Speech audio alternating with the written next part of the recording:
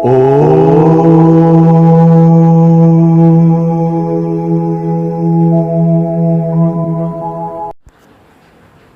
ओम मित्राणि नमो नमः। स्वागतं सर्वेषां तत्र भवताम् अस्मिन् कक्षायां। स्वागत है मित्रों आप सभी का। किरातार्जुनीयम के प्रथम सर्ग को हम पढ़ रहे हैं। उसी के अंतर्गत आज हम 27वां श्लोक पढ़ने जा रहे हैं। मित्रों, इससे पूर्व 26 श्लोकों को हमने चर्चित किया, उनको पढ़ा। उनमें जो भी प्रसंग आए, जो भी विषय आए, आप सभी उन श्लोकों को पढ़ करके जान सकते हैं। तो अब हम आज 27वां श्लोक पढ़ने जा रहे हैं, तो कक्षा का आरंभ करते हैं। आप सभी अच्छी प्रकार से पूरा वीडियो देख करके लाभ लें।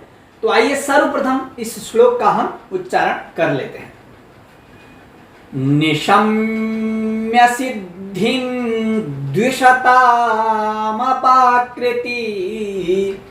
निशम्य सिद्धिं द्विषतामपाकृति,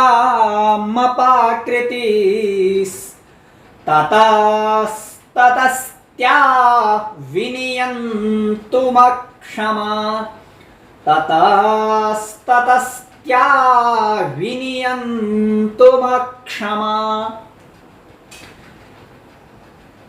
यहां पर सकार हो जाएगा क्योंकि आगे खरीचो।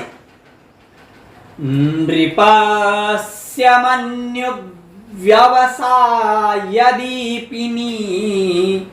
नृपस्य मन्युव्यवसायदीपिनी, रुदाजहार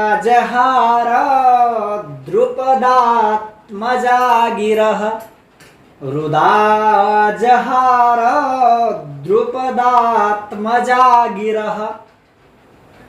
मित्रों, इससे पूर्व वाले श्लोक के प्रसंग में बताया गया था कि राजा युधिष्ठिर ने वनेचर की बातों को सुन करके अपने भाइयों के समक्ष और अपनी पत्नी द्रौपदी के समक्ष उसके कक्ष में प्रवेश करके सुनाया। वनेचर ने वही बातें बताई थी जो दुर्योधन अपने राज्य में उपयोग कर रहा है, सफलताओं को प्राप्त कर रहा है। उन बातों को उन्होंने अपने भाइयों के और अपनी पत्नी के समक्ष सुनाया।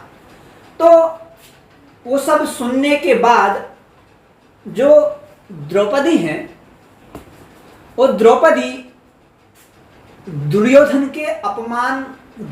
के द्वारा किए गए अपमान को सहन नहीं कर सकी। सोच रही हैं कि उसने मेरा अपमान किया और फिर भी वह सफलताओं को प्राप्त कर रहा है। तो जब वह अपने आप को नियंत्रित नहीं कर सकी उसके प्रति क्रोध में, तो तब वह इस पंक्ति को, अर्थात तब द्रौपदी क्या बोली, तो उसी से संबंधित यह श्लोक है कि द्रौपदी बोलने लगी। द्रौपदी ने कहना आरंभ कर दिया युधिष्ठिर के मुख से, जब उन्होंने दुर्योधन की सफलताओं का वर्णन किया जो वनेचर से सुनी थी। तो वही इस श्लोक में बताया है। तो क्रियापद है उदाजहार। उदाजहार माने कहा, वाचन किया, बोलने लगी। किसको? गिरह। गिरह, गिरौ गिरह प्रथमा बहुवचन का है। तो गिरह उदाजहार, वाणियों को बोलने लगी, वचनों को कहने लगी। कौन कहने लगी? द्रुपद आत्मजा।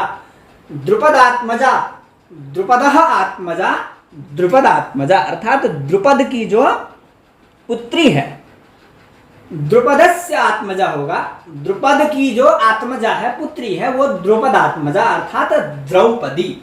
तो द्रौपदी ने गिरह माने वाणियों को, उदाजहार माने कहा। ठीक है। अब वो जो वाणियां हैं वो किस प्रकार की हैं? जो द्रौपदी युधिष्ठिर को सुना रही हैं, बोल रही हैं, वो है नृपस्य मन्यु व्यवसाय दीपिनी। नृपस्य यानी कि राजा के, राजा युधिष्ठिर के। नृपस्य राज्यः युधिष्ठिरस्य मन्यु व्यवसाय दीपिनी। मन्यु माने होता है क्रोध, व्यवसाय माने होता है उद्योग। जैसे हम कोई व्यवसाय करते हैं तो मन्यु व्यवसायो दीपिनी अर्थात क्रोध और उद्योग को बढ़ाने वाली गिरह उदाजहार, अर्थात जो ऐसी वाणी बोली, उसने ऐसे वचनों को कहना प्रारंभ कर दिया जो युधिष्ठिर के क्रोध और उद्योग को बढ़ाए, उसमें क्रोध उत्पन्न हो कि वो शत्रुओं से बदला लें, इस तरह की गिरह उदाजहार, इस प्रकार की वाणी को वह बोलने लगी। मन्यु माने क्रोध होता है, व्यवसाय यानी कि क्रोध के बाद जो व्यवसाय होगा, जो वो प्रत्युत्तर देने के लिए तैयार हो जाएंगे दुर्योधन को। दीपिनी माने दीपिनी ही, दीपिनी माने बढ़ाने वाली, दीप्त करने वाली, गिरह माने वाणी, उदाजहार माने कहा, किसने? द्रुपदात्मजा। ठीक हो गया। तो नीचे वाली दो लाइनों का यही सरल अर्थ है कि राजा के क्रोध और व्यवसाय को बढ़ाने वाली वाणियों को द्रौपदी ने कहना प्रारंभ कर दिया। अब ऊपर है निशम्य सिद्धिम द्विषताम अपाकृतिस ततस्ततस्त्या विनियंतुम अक्षमा। तो कहा ततः तदनंतरम युधिष्ठिरस्य वचनानंतरम, जब युधिष्ठिर अपने भाइयों को बोल रहे हैं उसके बाद क्या है?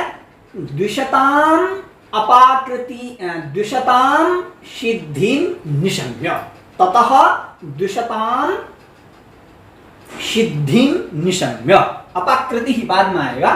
तो द्विषताम शत्रुणाम, शत्रुओं की। तो ततः माने उसके बाद, जब युधिष्ठिर ने वचनों को पूर्व वाले श्लोक में कहा था, तो उसके बाद शत्रुओं की, क्योंकि शत्रुओं की ही सफलता के बारे में वो बता रहे थे, जो वनेचर ने उनको कथा बातें सुनाई थी। तो शत्रुओं की सिद्धि को यानी कि सफलता को बताया कि दुर्योधन बहुत ज्यादा सम्मानित हो रहा है, दुर्योधन के प्रति वहां के जनों का प्रेम बढ़ गया है, इसलिए दुर्योधन निरंतर सफलता को प्राप्त कर रहा है। तो उस प्रकार की सफलता रूपी जो सिद्धि है, उस सिद्धि को निशम्य माने सुन करके, किसने सुना? द्रुपदात्मजा ने, अर्थात द्रौपदी ने। तो ततः द्विषताम सिद्धिम निशम्य, उसके बाद शत्रुओं की सिद्धि को सुन करके, अर्थात शत्रुओं की, अर्थात यानी कि दुर्योधन आदियों की सफलताओं को सुन करके अपाकृति ही ततस्त्याह अपाकृति ही, ततस्त्याह यानी कि शत्रुभ्य, शत्रुओं से, ततस्त्याह यानी शत्रुओं से मिलने वाले, उनसे मिलने वाले अपाकृति ही, अपाकृति यानी कि अपमानों को, ततस्त्याह अपाकृति ही, अर्थात शत्रुओं से मिलने वाले अपमानों को विनियंतुम अक्षमा। वो द्रौपदी कैसी है? अक्षमा है। वो अक्षमा यानी कि सहन करने में असमर्थ है। विनियंतुम यानी कि नियंत्रण करने में, वि और नि उपसर्ग पूर्वक यम धातु तुमन प्रत्यय है यहाँ पर। तो विनियंतुम अर्थात सहयुतुम, सहन करने में अक्षमा असमर्था, का असमर्था? द्रुपदात्मजा, अर्थात उनके अपकारों को, ततस्त्याह अपाकृति ही, शत्रुओं से मिलने वाली अपाकृतियों को, अपकारों को, विनियंतुम अक्षमा सहन करने में, सुनने में जो अक्षम है, उस प्रकार की द्रौपदात्मजा ने, उस प्रकार की द्रौपदी ने नृपस्य मन्यु व्यवसाय दीपिनी, राजा के क्रोध और उद्योग को बढ़ाने वाली गिरह उदाजहार, उस प्रकार की वाणियों को बोला। कब बोला?